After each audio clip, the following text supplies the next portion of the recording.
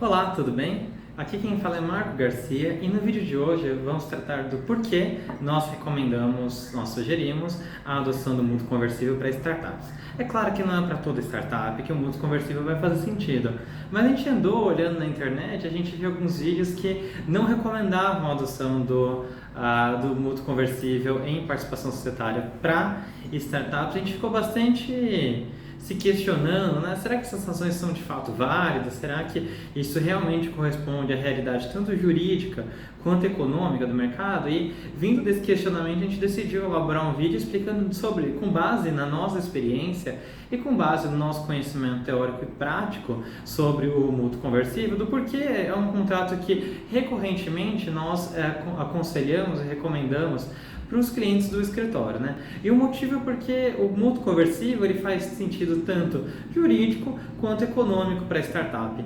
De um lado, e para o investidor, para os dois lados. De um lado, para o empreendedor, ele tem uma ideia inovadora, um negócio que se propõe disruptivo e escalável, mas ele não tem capital. E aí é uma necessidade premente de capital. A gente sabe que é preciso investir para que os negócios cresçam. O bootstrapping, a lenda do Airbnb, que ele alugou um quarto, gostou, depois montou uma empresa, ela não pode ser explicada sem considerar as repetidas rodadas de investimento que o Airbnb sofreu.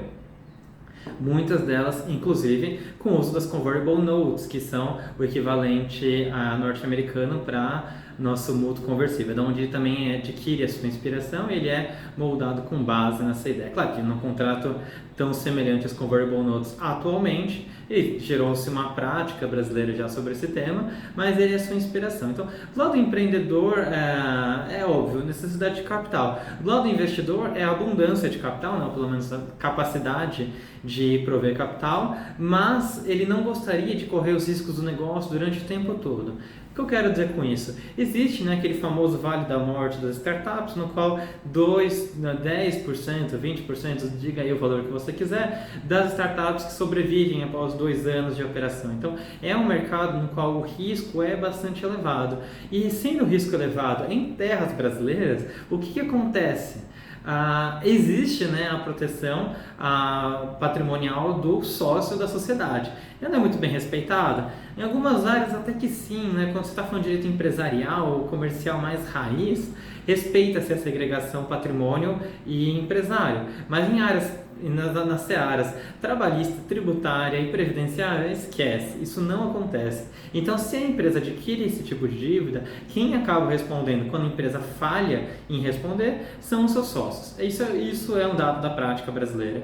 E por conta disso, o investidor não quer estar exposto ao risco de pagar dívidas que a investida obteve nesse momento, principalmente nas áreas trabalhista, tributária e previdenciária, durante o prazo de maturação do investimento, ou seja, o prazo de disposição do seu capital e de maior risco, ele fica fora do quadro social. Isso é tão importante que o marco legal das startups veio disciplinar isso expressamente, né? Um investidor que não dá palpite na sociedade, vamos deixar assim, porque é um tema bastante discutível, mas a ideia do investidor que não tem uma ingerência tamanha na sociedade, é muito grande, ele não compõe o quadro social, então ele fica isolado, ele tem o seu patrimônio protegido contra execuções, sobretudo nessas áreas. E então o investidor ele empresta o dinheiro com essa obrigação ou de repagamento, que é a obrigação indesejada, ou a obrigação de conversão do investimento em capital social da startup quando ela já cresceu. Por que eu quero dizer que o repagamento é uma opção indesejada? O valor de juros fixado a título de remuneração pelo empréstimo, porque o mútuo é um empréstimo em direito brasileiro, é um empréstimo da coisa fungível, então nada mais fungível do que dinheiro em termos jurídicos. Ele é atrelado a uma taxa de juros, e essa taxa de juros, no caso do mútuo conversível, pela nossa experiência, ela é bem menor do que o empréstimo bancário, né? O empréstimo bancário ele já é conhecido pelas altas taxas, elas não são praticadas por atores não financeiros no mercado. Assim, uma empresa pode cobrar juros até o limite legal que está expresso lá, depois de muita discussão nessa área. Às vezes passa, mas fazer o quê? Não deveria. às vezes passa, mas não chega a taxa de remuneração de um empréstimo bancário.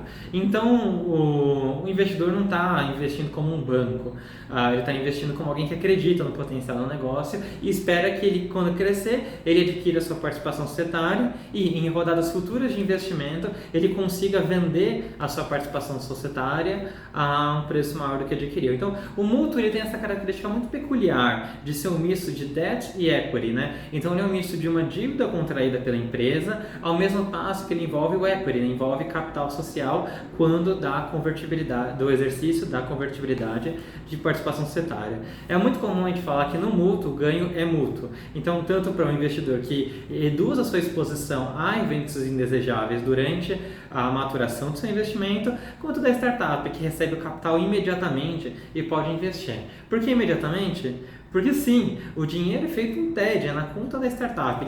Ela recebe o valor, obviamente, né, adquirindo aquele conjunto de obrigações circunscritas no contrato de investimento, no contrato de mútuo conversível, e a partir daí ela já pode usar o dinheiro. Então, uma diferença, por exemplo, com relação à opção de compra, na opção de compra é normal que das duas uma, né? Ou a startup precise aumentar o capital social e aí parte do dinheiro vai para a própria empresa, ou quem sai ganhando são os sócios da empresa, porque quem vende cota tem que vender uma cota, né? A cota tem que ser de alguém para ser vendida.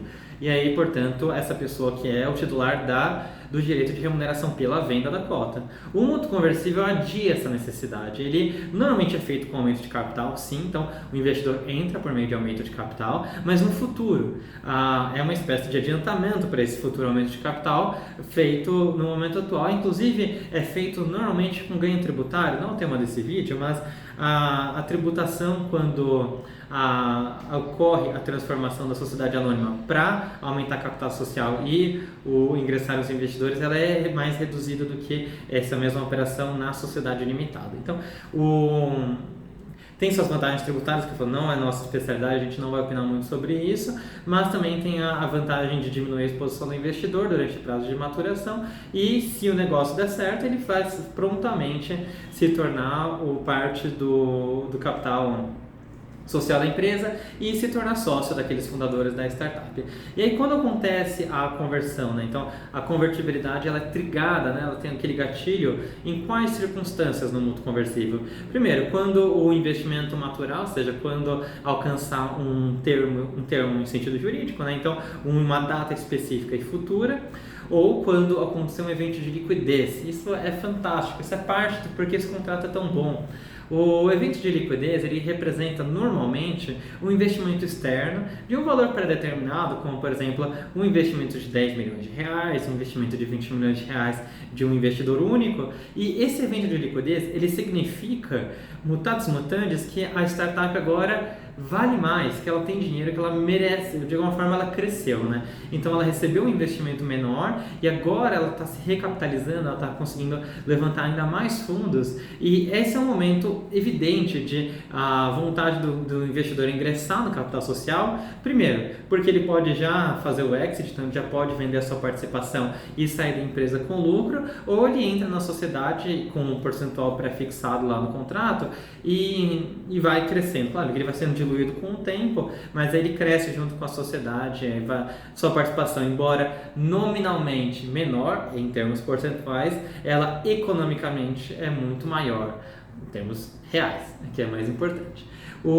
E também existe nesse tipo de contrato essas hipóteses de repagamento, né? Então, existe o repagamento quando é chegado um termo específico no futuro, ou quando a startup viola alguma das obrigações do contrato e acontece o que a gente chama de vencimento antecipado. O vencimento antecipado nada mais é do que a obrigação de pagar o valor inteiro e corrigido do mútuo imediatamente para o investidor. Você fala, mas isso é muito ruim, de fato isso não é bom, mas primeiro, a capacidade da startup pagar o investimento em uma única parcela e de forma corrigida ela é muito diminuta. Então ela diminui, ok, ela é uma obrigação, não discordo, mas ela é muito reduzida, então não é uma saída preferível. O segundo é que isso significa o desinvestimento com uma remuneração pequena para o investidor. O que eu quero dizer com isso? Quando o investidor assume um nível beta elevado de risco para investir numa startup, ele quer um retorno igualmente elevado. Ele não gostaria de receber o retorno do investimento dele corrigido por juros relativamente módicos, né? Juros muito baixos, que esses contratos têm juros, mas normalmente não são muito altos. Isso significa mais um fracasso do investimento do que qualquer coisa, o recebimento dele mesmo atualizado. Então, não é uma opção favorável para o investidor, e ela certamente é desfavorável para a startup. Ela significa muitas vezes o fim da startup. Isso vai acontecer. Outras, se a startup estiver muito bem, ela consegue operar, mas com algumas dificuldades. Esses são os motivos principais. Mas foram levantadas algumas objeções nesses outros vídeos que também nos causaram algum espanto e vale a pena tratar delas, né? Uma delas é de que haveria o contrato de investimento, ele estaria descolado do contrato social, ele não representaria aquela vontade social dos fundadores, e isso na prática não faz tanto sentido, porque não existe investimento sem due diligence.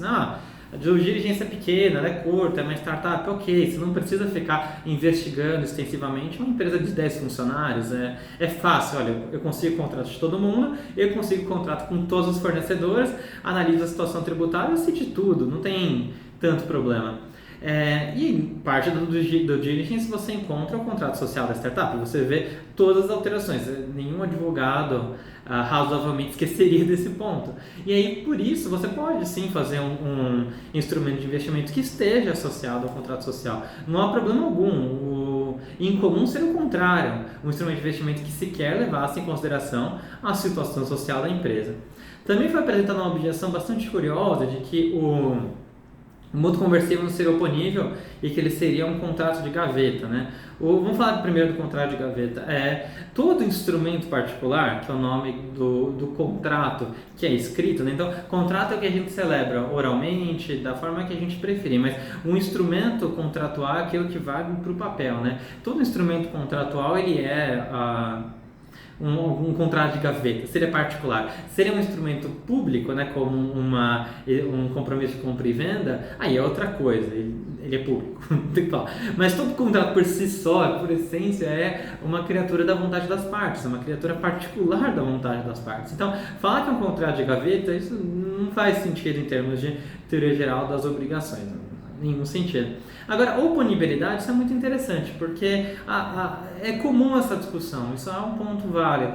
O contrato ele é confidencial, ele permanece confidencial. E não é raro, e a gente trabalha com essa situação direto no escritório, que os investidores posteriores queiram saber dos compromissos adotados entre a sociedade e os investimentos anteriores. E essas informações, com a autorização do investidor, elas são fornecidas até para ajustar expectativas e conseguir negociar os contratos futuros sem prejudicar os contratos anteriores. O que eu quero dizer com isso? O investidor original, ele tem interesse que parte das condições que forem tabuladas com a startup sejam de conhecimento dos demais investidores, para que ele consiga até preservar os seus direitos, né? Porque senão o investidor novo ele pode ter uma conduta até predatória com relação ao investidor anterior. Então ele pode negociar, olha, não tem mais cadeira no conselho de administração, mas o novo investidor exige, e aí a startup fica numa situação em que é impossível cumprir com 2 contratos de investimento ao mesmo tempo, mas ela já recebeu o dinheiro. Aí vira uma bagunça. Então a oponibilidade é um problema assim.